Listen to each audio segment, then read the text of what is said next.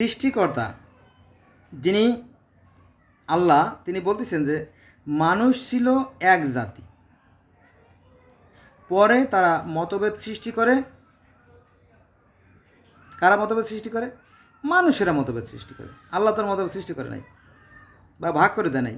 তো আল্লাহ বলতেছে মানুষ ছিল এক জাতি, পরে তারা মতভেদ সৃষ্টি করে। তোমার প্রভুর অর্থাৎ আল্লাহ নবীর বলতেছে তোমার প্রভুর যদি পূর্ব ঘোষণা না থাকতো, তার আমার একটা উদ্দেশ্য ছিল, ইচ্ছে ছিল বলে এটা হয়েছে। তাই বলতেছে তোমার প্রভুর পূর্ব ঘোষণা না থাকলে তারা যে বিষয়ে মতভেদ ঘটাতো তার তো মীমাংসা হয়েই যেত।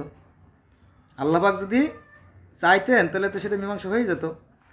তো সেটা হয় নাই। সবই আল্লাহর ইচ্ছে, যা ভালো মন্দ তবে সবই তার খেলা। এটা আছে কোথায় আপনি জানেন? এটা আছে আপনার সূরা ইউনূসের 19 নম্বর আয়াতে।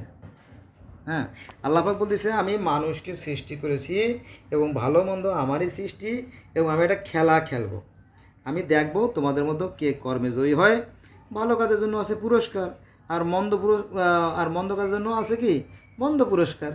আর মেয়াদ আছে কি? জন্ম থেকে মৃত্যু পর্যন্ত। খুব সহজ বিষয়, তাই না? আর সবারই কিন্তু ভালো মন্দের জ্ঞান দিতে আল্লাহ বলতেছে আমি মানুষকে ভালো এবং মন্দের জ্ঞান দিয়ে সৃষ্টি করেছি। এখন মানুষ কোন পথে যাবে আর কোন পথে যাবে না এটা তার একান্ত অভিপ্রায়। সুন্দর কথা না? এটা কিন্তু কোরআনের কথা, অন্য আয়াতের কথা, আমি আয়াত আমার বললাম না, এই আর কি। আচ্ছা, এর সাথে আর একটা আয়াত যোগ করি। আল্লাহ কি বলে দেখেন যে এই কোরআন আল্লাহ ব্যতীত অপর কারো রচনা নয়, পক্ষান্তরে এই কোরআন এর পূর্বে, অর্থাৎ এই কোরআন এর পূর্বে যা অবতীর্ণ হয়েছে, অর্থাৎ কোরআনের আগে বা কোরআনের পূর্বে পাস্টে আর কি, তার সমর্থক, এবং এতে কোনো সন্দেহ নেই। দেখেন যে আল্লাহ পাক ওয়ারেন্টি গ্যারান্টি দিয়ে বলতেছে যে এই কোরআনের আগে যে সমস্ত কিতাব আমি অবতীর্ণ করেছি তার সমর্থক তো সমানত্ব বহন করে, এ ব্যাপারে কোনো সন্দেহ নাই। এই বিশ্ব জগতে রবের বিধানসমূহের ব্যাখ্যা, এটা আছে সূরা ইউনূসের 37 নম্বর আয়াতে। আমি এই যে আমি আবুল বাশার, আমি যেহেতু পৃথিবীর বিভিন্ন ধরনের ছাত্র, আমি দেখছি, আমি বেদ পড়ছি, বেদে যা আছে কোরআনে তাই আছে। তারপরে তাওরাত, জব্বুর, ইনজিল, বাইবেলে যা আছে কোরআনে তাই আছে। তারপরে আপনার গ্রিক ধর্ম, মিশর ধর্ম যা আছে তার অনেকটাই আছে। তারপরে জরথুস ধর্ম বা পার্সিয়ান যে ধর্ম তাতে যা আছে ইসলাম ধর্মে ঠিক তাই আছে।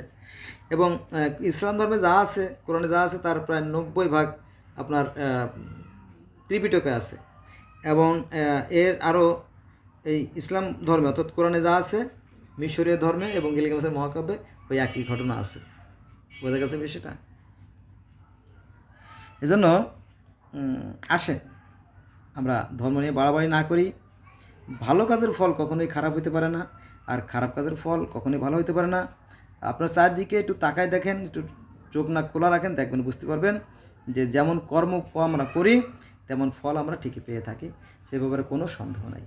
দেখেন, এক লোকের দুটো সন্তান, বাবা চাচ্ছিল দুটো সন্তান আমার মানুষও, কিন্তু একটা ছেলে খারাপ পথে চলে গেল, সে এখন জেল কাটতেছে। আর একটা ছেলে লেখাপড়া ভালো করে BCS পাস করে সে এখন গাড়ি বাড়ি আরাম আয়েস নিয়ে ব্যাংক ব্যালেন্স নিয়ে সুখে আছে। কর্মফল এগুলো, বাকিটা আল্লাহর ইচ্ছে, সৃষ্টিকর্তার ইচ্ছে তো অবশ্যই।